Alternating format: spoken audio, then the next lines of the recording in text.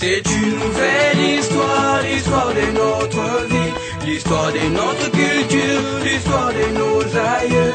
Une histoire magnifique, une histoire merveilleuse. Grand-mère, raconte-nous une nouvelle histoire. C'est une nouvelle histoire, l'histoire de notre vie, l'histoire de notre culture, l'histoire de nos aïeux. Une histoire magnifique, une histoire merveilleuse. Grand-mère, raconte-nous une nouvelle histoire. C'est une nouvelle histoire, l'histoire de notre vie, l'histoire de notre culture, l'histoire de nos aïeux. Une histoire magnifique, une histoire merveilleuse. Grand-mère, raconte-nous une nouvelle histoire. Il était une fois, dans un village lointain, vivait un roi appelé Nyumanke. Nyumanke était le roi d'un beau royaume, constitué de généreux habitants, vivant dans la paix et la tranquillité, sous la protection totale d'un serpent totem. Le roi Nyumanke n'avait eu qu'une seule fille, nommée Sadio. La princesse Sadio n'était pas tout à fait comme les autres enfants de son âge. Elle était très têtue et désobéissante.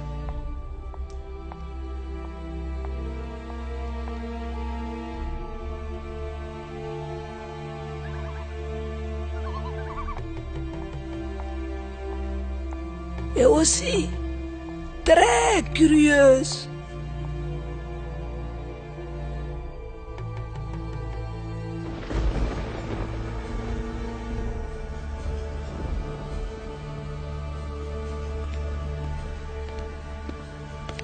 Sadio, je t'avais interdit de t'approcher du serpent sacré. Oh!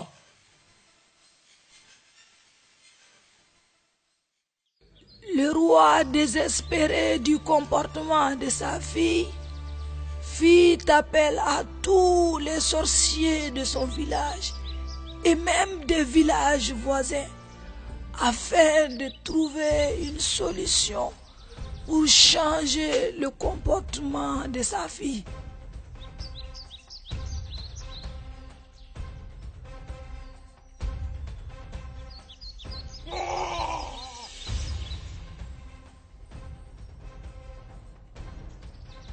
Mais hélas, les enfants, tout cela ne servit à rien, car aucun d'eux ne put changer le comportement de la princesse Sadio. Un jour, alors que le roi triste et désolé se promenait parmi ses chevaux, Janto le cheval s'approcha de lui. Mon roi, C'est toi, Janto le cheval? Tu sais parler la langue des humains? oui, je sais parler comme les humains, car je suis pas qu'un simple cheval.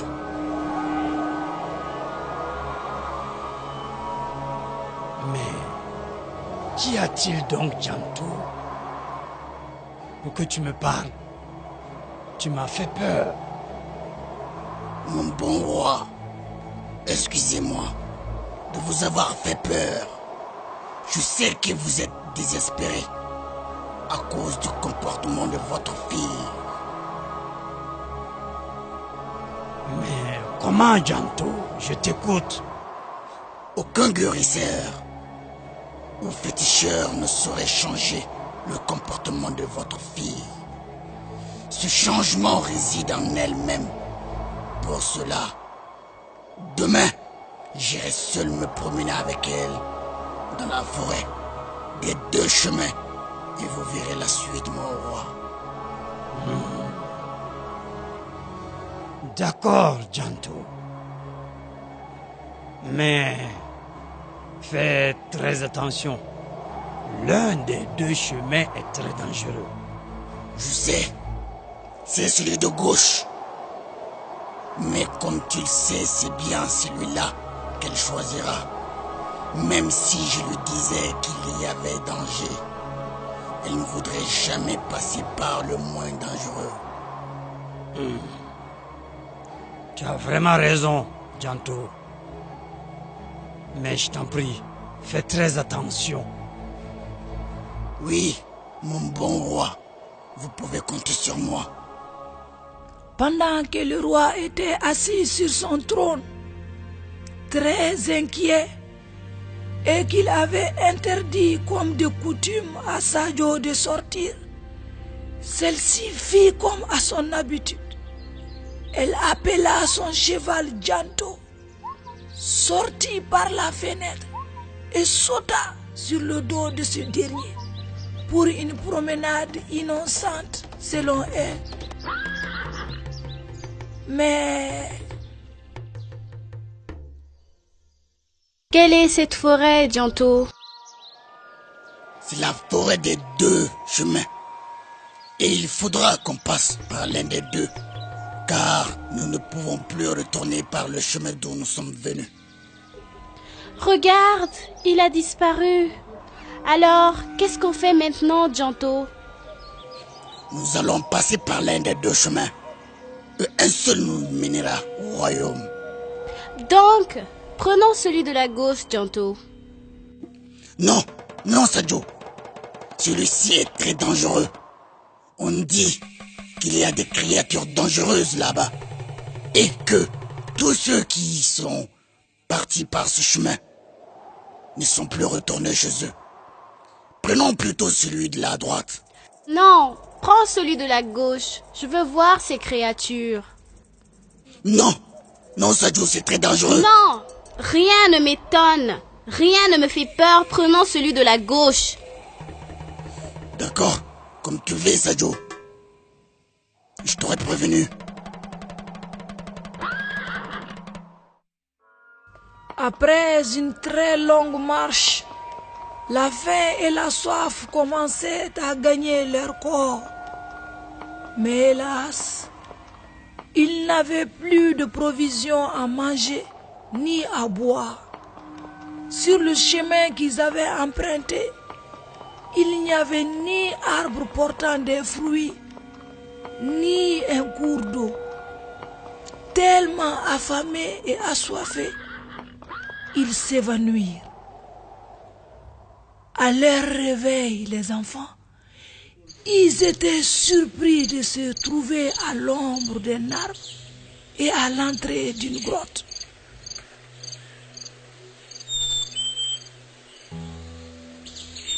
Où sommes-nous?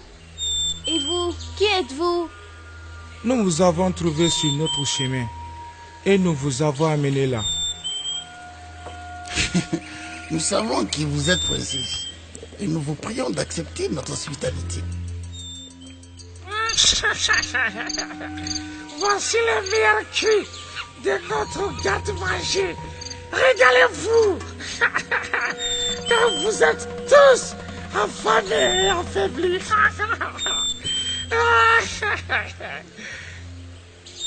Hé, Janto, arrête tes caprices et viens plutôt manger.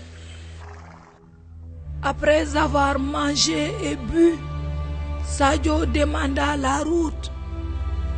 À sa grande surprise, les trois hommes lui demandèrent de les attendre, car ils avaient un cadeau pour elle. Et Janto dit à la princesse Sadio: Sadio, mon ami et ma princesse, aussi capricieuse, têtue et désobéissante que tu sois, je te conseille qu'on s'en aille le plus vite possible. Sinon, tu verras plusieurs choses qui t'étonneront dans ce monde. Ces trois hommes qui sont entrés dans la grotte ne sont pas des humains. Ce sont des monstres. S'ils sortent et qu'ils nous trouvent ici, ils nous dévoreront. Et tous les deux. Donc, nous ferons mieux de nous en aller d'ici avant qu'ils ne sortent. Car moi, je n'ai pas envie de les voir sous leur véritable apparence. Allez vite, Sadio. Enfuons-nous d'ici. Non! Qu'as-tu dit? Je ne partirai pas d'ici sans voir ces monstres sous leur véritable apparence. Sadio, ne joue pas à la fille capricieuse et têtue. Viens! Viens, Sadio! Non! Non et non! Donc, si tu es prête à mourir, moi je ne suis pas prêt. Je me sauve encore une dernière fois, Sadio. Viens! Pas question! Que Dieu te garde, ma princesse. Aussitôt que Janto fut parti, on entendit un bruit effroyable venant de la grotte. Les trois hommes s'étaient métamorphosés en d'effroyables monstres.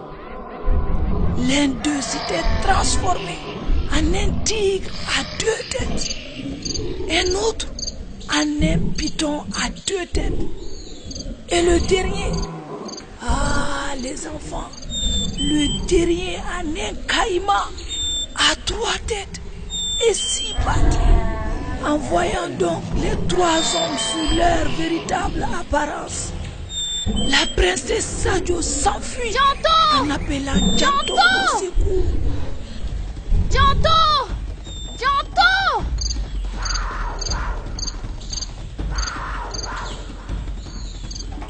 Janto! Janto! Janto! Mon ami, s'il te plaît, reviens me chercher. Je promets de ne plus être curieuse et têtue. Je t'en prie. Reviens, s'il te plaît.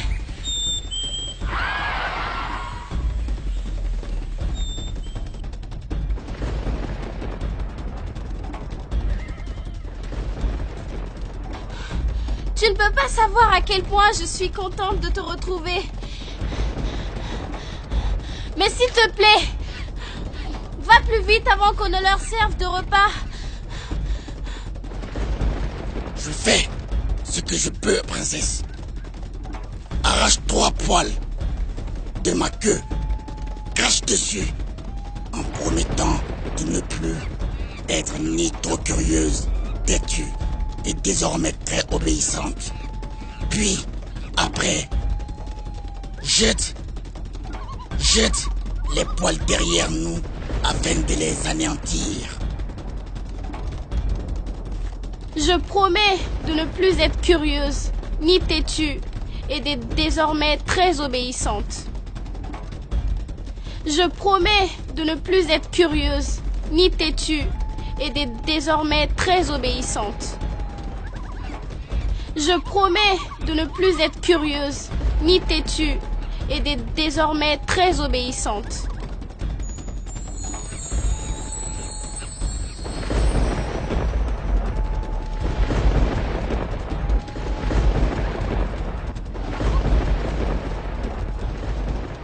Les enfants, depuis ce jour, Sadio devint la plus obéissante des enfants de son âge, à la grande joie de son père. J'ai toujours fait des bêtises et désobéir à ma mère.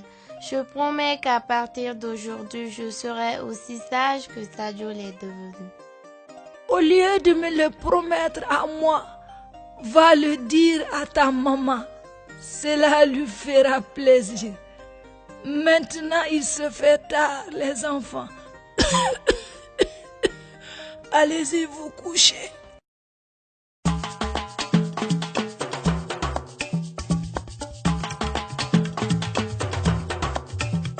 C'est une nouvelle histoire, l'histoire de notre vie, l'histoire de notre culture, l'histoire de nos aïeux.